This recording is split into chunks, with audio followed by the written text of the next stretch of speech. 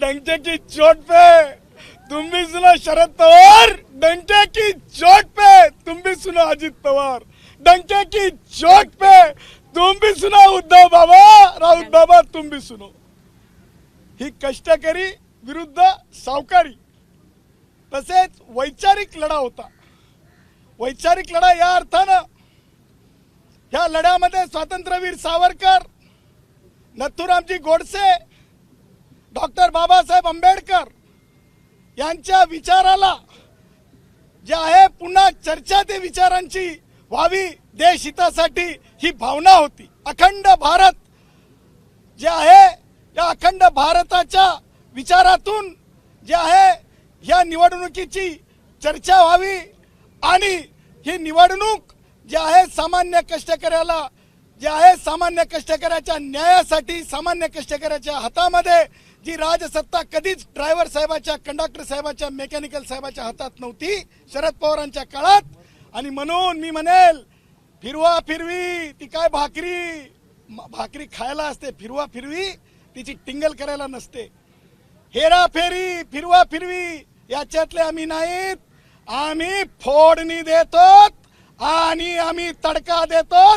आणि आज शरद पवारांना जे आहे सहकार क्षेत्रातली एशिया खंडातली सगळ्यात मोठी जी बँक आहे एसटी कोऑपरेटिव्ह बँक, ह्या बँकेला आम्ही त्यांच्या विचाराच्या संघटनेला पाय उतारा करून सामान्य कष्टकऱ्यांनी त्यांना धडा शिकवलेला आहे असं मी म्हणेल. त्या सोबतच मला म्हणायचं आहे खबरदार महबूबा मुफ्तीच्या बाजूला बसून उद्धव ठाकरे तुम्ही ह्या देशामध्ये कुणी सुद्धा प्रतिबंधित न केलेले विचार म्हणजे नथुरामजी गोडसे साहेबांचे विचार, त्या विचारांच्या बाबतीमध्ये परवा होऊ घातलेल्या एका बैठकीत ज्या प्रकारे वक्तव्य करण्यात आलं, मुफ्ती महबूबा मुफ्ती मी तुम्हाला सांगत आहे सेपरेटिस्ट विचार इथं चालणार नाहीत.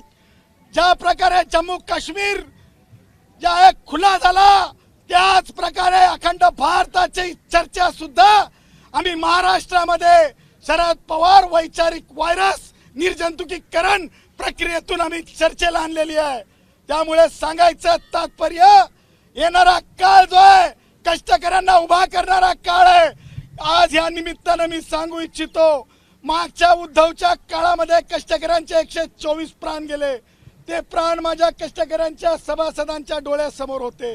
त्यासोबतच कष्टकऱ्यांना भूक भूक भूक करावं लागत होती कुटुंबियांना, कारण बँक कर्ज देत नव्हती, ते सुद्धा कष्टकऱ्यांच्या समक्ष होतं. त्यासोबतच श्रद्धेय देवेंद्रजी यांनी आणि एकनाथरावजींचं सरकार आल्याच्या नंतर ज्या कष्टकऱ्यांना जेलमध्ये डांबून बाहेर काढलं होतं नोकरीच्या, त्यांना मध्ये घेण्यात आलं. हा सुखाचा श्वास सुद्धा आमच्या सोबत होता.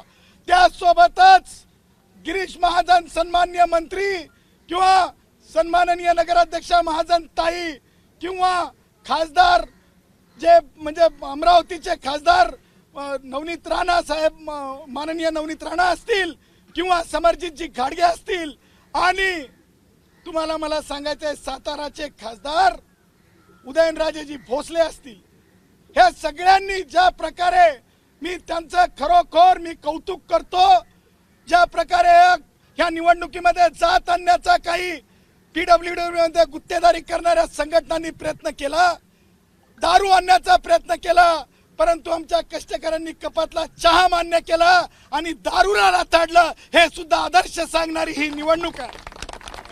त्यामुळे मला तुम्हाला सांगायचंय की या निवडणुकीच्या माध्यमातून आम्ही लोकशिक्षणाचं काम केलं.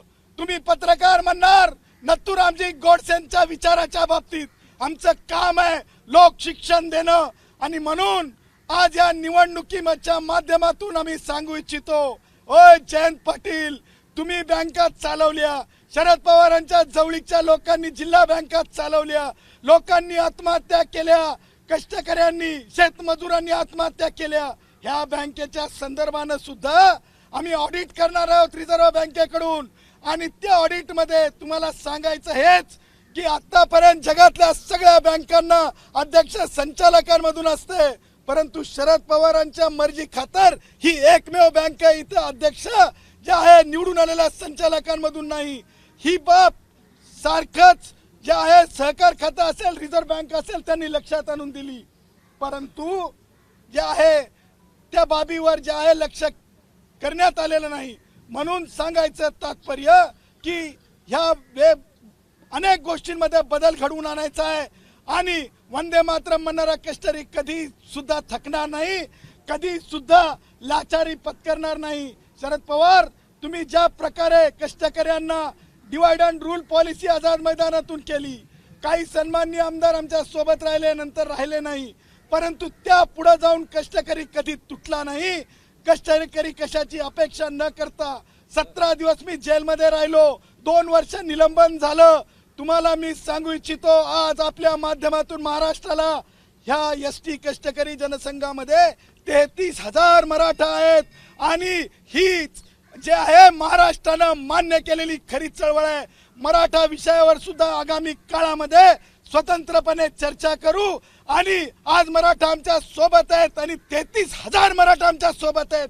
गुत्तेदारीच्या टेंडर पुरतं कोणी नेतृत्व करत असेल, परंतु आज मी 8 मराठा कष्टकऱ्यांना उभं केलं होतं निवडणुकीमध्ये आणि तुम्हाला सांगतो हे यशस्वी घोडदौड कायम सामान्य तळागाळातल्या मराठ्यांसाठी असेल. कॉर्पोरेट मराठ्यांसाठी शरद पवार तुम्ही लढत राहा, मी सामान्य कष्टकऱ्या मराठ्यांसाठी लढत राहील आणि न्याय देत राहील, एवढंच या क्षणी मी म्हणतो. सगळ्यात महत्वाचं ज्या तुम्ही एकीकडे नथुरामांचा तुम्ही जयघोष करताय, दुसरीकडे ज्यांचा तुम्ही देवेंद्र फडणवीसांना सुद्धा शुभेच्छा येत आहे, त्यांचं असं सगळ्या प्रकारात म्हटलंय की हा देश गांधींचा आहे, हा नथुरामाचा नाही. याचा अर्थ तुमची आणि देवेंद्रजींची भूमिका वेगळी आहे असं म्हणायचं. नाही, मला एक सांगा, आत्ताच ते असं म्हणाले. मला तुम्हाला एक सांगायचं आहे की अनेक विषयावर अनेक अकॅडमिक डिस्कशन्स होत असतात. देवेंद्रजींनी कोणत्या अनुषंगाने त्यांचं ते बोलणं होतं, कारण ते विद्वान आहेत, त्यांच्या विद्वत्तेबद्दल मला काहीच म्हणायचं नाही. Highest intellectual man in politics in Maharashtra म्हणेल मी, त्यांच्या बाबतीत त्यांना मी श्रद्धेय म्हणतो. परंतु मी तुम्हाला सांगतो, खरा इतिहास जे आहे सामान्य माणसं चर्चेत आणत असतात, कष्टकरी चर्चेत आणत असतात.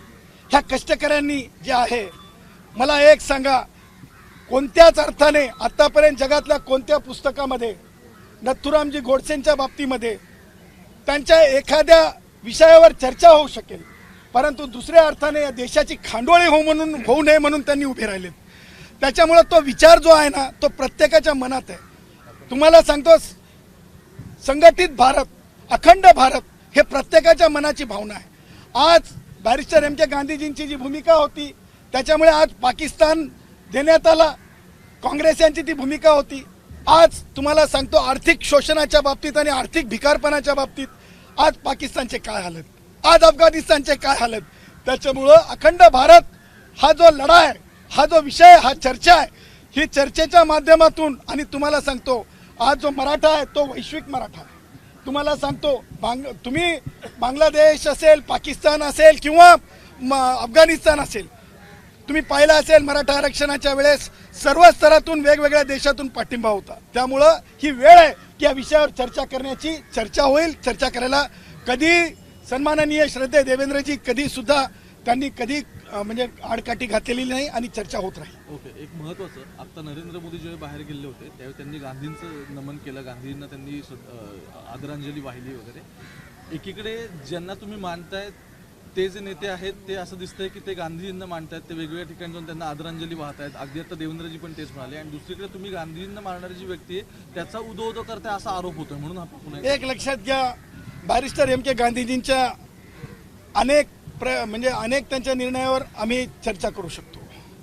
उदाहरणार्थ तुम्हाला सांगायचंच झालं तर या देशाच्या फाळणीच्या संदर्भानं भारतरत्न डॉक्टर बाबासाहेब आंबेडकरांचं जे पुस्तक आहे, पार्टिशनच्या बाबतीतलं पाकिस्तानाचं, ते पुस्तक अगदी बोलकं आहे.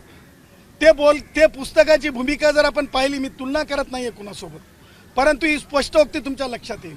भारतरत्न डॉक्टर बाबासाहेब आंबेडकरांचा जो विचार होता, तो गांधीजींनी कशा प्रकारे पुन्हा पॅकच्या संदर्भातला असेल, तो कशा प्रकारे त्यांच्या अनेक निर्णयावर नक्की मी सहमत नाही आहे. आणि मी बॅरिस्टर एम के गांधीजींना माझा नेता मानत नाही आणि हे स्पष्ट आहे की मी त्यांचे जे काही निर्णय होते ते या देशासाठी हितकारक नव्हते हे स्पष्टपणे मांडणाऱ्यांपैकी आहे आणि मला जे डिसॲग्रीमेंट हा माझा अधिकार आहे आणि ते मी पूर्णपणे संविधानिक दृष्ट्या कोणाचाही अपमान न करता अपमर्द न करता मी मांडत राहील. सदावर्तीचा एक प्रश्न असा आहे की एसटी कर्मचाऱ्यांना एसटीच्या बँकेतून कर्ज घेताना जे व्याज लावलं जातं त्याचा खरं तर तो आकडा मोठा आहे. आता तुमची सत्ता आली आहे, तुम्ही ते व्याज कमी करा. आम्ही स्पष्टपणे सांगत आहोत आत्तापर्यंत माझ्या एसटीच्या कष्टकऱ्यांना साधं क्रेडिट कार्ड सुद्धा देण्यात आलेलं नाही. ते क्रेडिट कार्ड सुद्धा लाखांमध्ये आम्ही देणार आहोत कारण सामान्यपणे छोट्या छोट्या बँका देतात. इथं एशियाच्या स्तरावरली बँक आहे. दुसरी गोष्ट मला तुम्हाला सांगायचं आहे, रिझर्व्ह बँक ऑफ इंडिया जी आहे 7.5% व्याजाची गोष्ट करते 6.5%, परंतु अनबेस्ड 14.5% व्याज. कारण ही बँक कोणत्याच प्रकारे तोट्यात नसलेली बँक आहे कारण याचा जो रेव्हेन्यू आहे तो कष्टकऱ्यांचा जमा केलेला फंडेड आहे. त्यामुळे ह्या सगळ्या गोष्टी लक्षात घेता यापुढं कष्टकऱ्यांच्या हितासाठी जे जे करता येईल ते आम्ही करू. नक्की आम्ही या बँकेला अत्यंत कष्टकऱ्यांच्या हक्काची बँक बापाची नाही कुणाच्या बापाची कष्टकऱ्यांच्या हक्काचीच करून ठेवू. आम्हाला जयंत पाटलांसारखं ईडीची चौकशीपर्यंत बँक नेण्याची आमची गरज नाही. महत्वाचं म्हणजे ज्यावेळी एसटीचं सगळं आंदोलन सुरू झालं त्यात तुम्ही सक्रिय होता. तिथपासून म्हणजे आंदोलनापासून ते आता इथपर्यंतचा तुमचा ट्रॅव्हल आहे असं आपण म्हणू. आता येणाऱ्या काळात एसटी प्रवाशांसाठी किंवा आणखी एसटीच्या कर्मचाऱ्यांसाठी महत्त्वाचा प्रश्न काय वाटतो? महत्त्वाचे जे चळवळीचे मुद्दे आहेत, विलिनीकरणाचा मुद्दा आहे. सन्माननीय देवेंद्रजींच्या सरकारने 38% DA दिलेला आहे. जयश्री पाटलांच्या पाठपुराव्यानंतर जे आहे बोनस समान बोनस दिलेला आहे. त्याही पुढे जाऊन सेवा सातत्य दिलेलं आहे. जेव्हा तुम्ही एका अर्थानं म्हणजे महागाई निर्देशांकानुसार DA देता त्या दुसऱ्या अर्थानं तुम्हाला पगारही तेवढीच वाढवावी लागते. हे समानतेचं मान्य सर्वोच्च न्यायालयाने घालून दिलेलं तत्व आहे. त्यासोबतच बँकेच्या बाहेर येऊन मला सांगायचं आहे जेवढ्या इलेक्ट्रिक बसेस हाय टेक्नॉलॉजी येत आहेत त्या बसेसवर सुद्धा माझे कष्टकरी ड्रायव्हर असावेत ह्या भावनेसोबत आम्ही पुढे काम करणार आहोत. मायबाप सरकार आहे, सरकार आम्हाला निराश करणार नाही. डंकी की चोट आम्ही सांगत आहोत. सर, विलिनीकरणासंदर्भात तुम्ही मुद्दा उचलता. कधीपर्यंत तुम्ही सांगता की या अगोदर देखील प्रश्न जो आहे तो उपस्थित होता, मात्र आता सरकार देखील आपलंच आहे. एक लक्षात घ्या, सरकार मायबाप आहे. भारतीय संविधानाच्या 38 मध्ये तशा प्रकारची रचना आहे. विलिनीकरणाची द्यायचं नाही पण खोटी चर्चा करायची हे शरद पवारांनी कोल्हापुरातून सुरू केलं, त्या पावन नगरातून. ते काही दिलं नाही. त्यानंतर आम्ही लढलो, त्यानंतर आम्ही पगारी वाढवून घेतल्या. आता आम्ही DA ज्याला म्हणतो ना पहिला टप्पा आहे. एकीकडे जर तुम्ही म्हणजे शासकीय कर्मचारी एवढी महागाई भत्ता देता त्यावेळेस पगार सुद्धा तुम्हाला त्याच तत्वाचा द्यावा लागते आणि ज्यावेळेस तुम्ही वेतन आयोग मंजूर करता त्यावेळेस तुम्हाला नोटिफाय करावं लागतं हे शासकीय कर्मचारी आहेत म्हणून. त्यामुळे आम्ही जवळजवळ आहोत.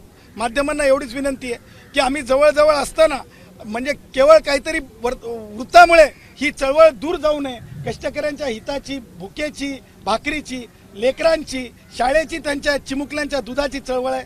त्याच्यामुळे हीच अपेक्षा व्यक्त करतो की जी विलिनीकरणाचा लढा आहे त्याला आपण सर्वांनी सढळ हाताने मदत करावी एवढीच भावना.